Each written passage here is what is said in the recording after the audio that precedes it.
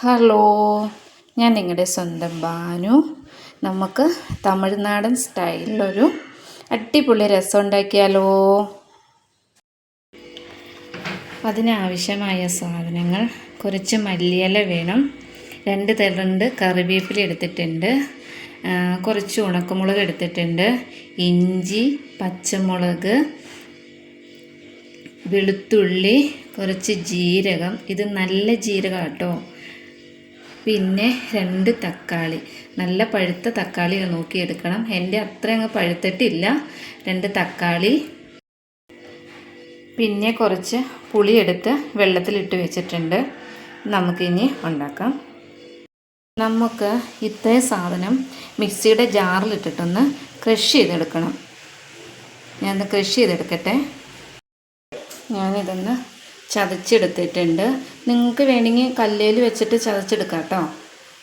കല്ലേൽ വെച്ചിട്ട് നന്നായിട്ട് ചതച്ചെടുത്താൽ മതി. ഇതുപോലെ ചതഞ്ഞ് കിട്ടിയാൽ മതി, ഒരുപാട് അരഞ്ഞു പോകരുത്. ഞാനൊരു പാത്രം അടുപ്പത്ത് വെച്ചിട്ടുണ്ട്. ഇതൊന്ന് നന്നായി ചൂടായി വരട്ടെ. ചട്ടി ചൂടായിട്ടുണ്ട്. നമുക്ക് ആവശ്യത്തിന് വെളിച്ചെണ്ണ ഒഴിച്ചു കൊടുക്കാം. വെളിച്ചെണ്ണ നന്നായി ഒന്ന് ചൂടായി വരട്ടെ. എണ്ണ ചൂടായിട്ടുണ്ട്. കടുക് ഇട്ട് കൊടുക്കാം.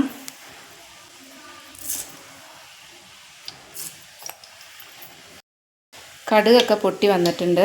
നമുക്ക് ചതച്ച് വെച്ചേക്കുന്ന കൂട്ടിട്ട് കൊടുക്കാം.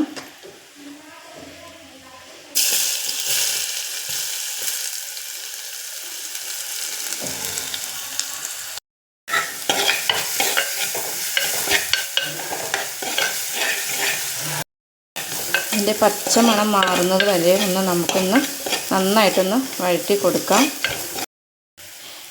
വേപ്പിൻ്റെ ഇല ഇട്ട് കൊടുക്കാം.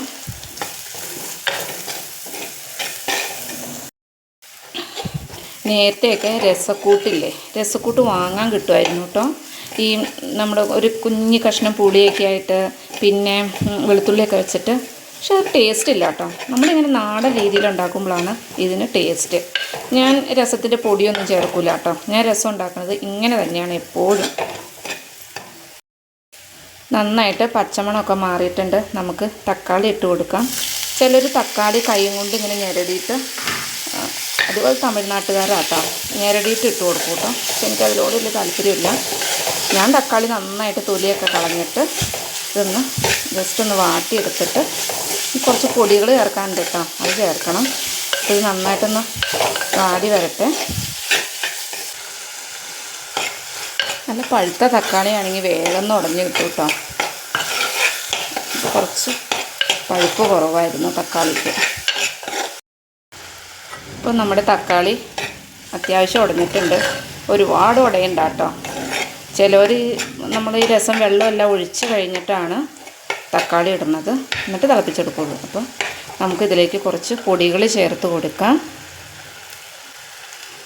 കുറച്ച് മഞ്ഞൾപ്പൊടി ചേർക്കാം, കുറച്ച് മല്ലിപ്പൊടി ചേർക്കാം. നിങ്ങളുണ്ടാക്കുന്ന രസത്തിൻ്റെ അളവനുസരിച്ച് മല്ലിപ്പൊടി കൂട്ടുകയും കുറയ്ക്കുകയൊക്കെ ചെയ്യാം കേട്ടോ. അപ്പം ഞാൻ ഉണ്ടാക്കുന്നതിൻ്റെ അളവാണ് ഞാൻ ചേർത്ത് കൊടുക്കുന്നത്. കുറച്ച് മുളക് പൊടി ചേർത്ത് കൊടുക്കാം. നമ്മൾ പച്ചമുളക് അരച്ചിട്ടുണ്ട്, ചുവന്ന മുളക് അരച്ചിട്ടുണ്ട്. ഇനി കുരുമുളകൊക്കെ ഇട്ട് കൊടുക്കുന്നുണ്ട്. നന്നായി ഒന്ന് പച്ചമണം മാറുന്ന വരുന്ന വഴറ്റി കൊടുക്കാം. കുരുമുളക് ഇങ്ങനെ പൊടിക്കാത്തതാണെങ്കിൽ നമ്മൾ ആ കൃഷി ചെയ്യുന്നതിൻ്റെ കൂടെ ഇട്ട് പൊടിച്ചെടുത്താലും മതി കേട്ടോ. അതിൽ നല്ലത് നമ്മൾ രസം വെള്ളമൊക്കെ ഒഴിച്ച് കഴിയുമ്പോൾ കുരുമുളക് ഇടുമ്പോൾ ആ ടേസ്റ്റ് അതിന് തന്നെ നിൽക്കും. അപ്പോൾ ഇതിൻ്റെ പച്ചമണമൊക്കെ മാറിയിട്ടുണ്ട്. നമുക്ക് പുളിവെള്ളം ഒഴിച്ച് കൊടുക്കാം. നിങ്ങൾക്ക് ആവശ്യമായ പുളിവെള്ളം ഒഴിച്ചാൽ മതി കേട്ടോ.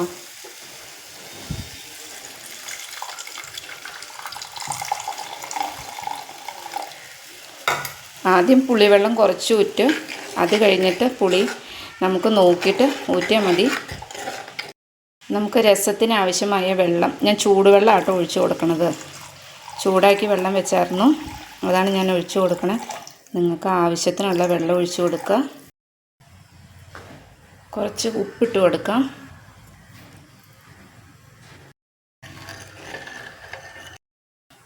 നമുക്ക് കുറച്ച് കായപ്പൊടി ഇട്ട് കൊടുക്കാം. ഞാൻ LGയുടെ കായപ്പൊടി ഇട്ട് കൊടുക്കണേ. കുറച്ച് കുരുമുളക് പൊടി ഇട്ട് കൊടുക്കാം. കുരുമുളകാണെങ്കിൽ ഈ സമയത്താണെങ്കിലും ചതച്ചിട്ട് ഇട്ടാൽ മതി കേട്ടോ. കുരുമുളക് എന്തായാലും ഒഴിവാക്കരുത്. ഇത് നന്നായിട്ടൊന്ന് ചൂടായി വരട്ടെ. ഈ സമയത്ത് ഉപ്പൊക്കെ പാകമാണോ പുളിയൊക്കെ പാകമാണോ എന്ന് നോക്കണം. പിന്നെ എനിക്കൊരു സംശയം കേട്ടോ, ഈ രസം തിളപ്പിക്കില്ല എന്ന് പറയണ കേൾക്കാം. അതിനെക്കുറിച്ച് എനിക്ക് വലിയ അറിവില്ല കേട്ടോ. ഞാൻ ചൂടുവെള്ളമാണ് ഒഴിച്ചു കൊടുത്തേക്കുന്നത്. പക്ഷെ ഞാൻ ജസ്റ്റ് ഒന്ന് തിളപ്പിക്കാറുണ്ട് കേട്ടോ. ജസ്റ്റ് ഒന്ന് തിളപ്പിച്ചിട്ട് ഞാൻ മല്ലിയിലിട്ട് സാധാരണ മൂടി വയ്ക്കുകയാണ് പതിവ്. ചിലവർ പറയും രസം തിളപ്പിക്കില്ല എന്ന്. ഞാൻ തിളപ്പിക്കാറുണ്ട് കേട്ടോ. അത് നിങ്ങളൊന്ന് കമൻറ്റ് ആക്കണേ, രസം തിളപ്പിക്കുകയോ ഇല്ലയോ എന്ന്.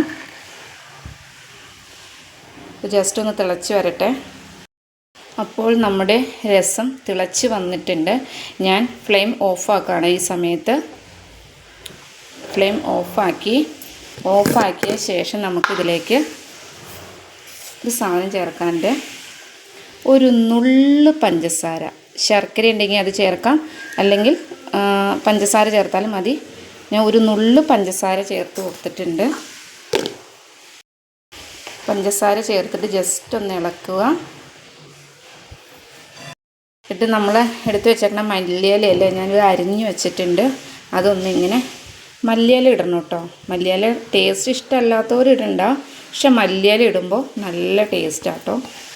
ശരിക്കും എന്താ പറയുക, തമിഴ്നാട്ടിൻ രസത്തിൻ്റെ ഒരു ടേസ്റ്റ് കിട്ടണമെങ്കിൽ ഈ മല്ലിയില ഇട്ട് കൊടുക്കണം കേട്ടോ.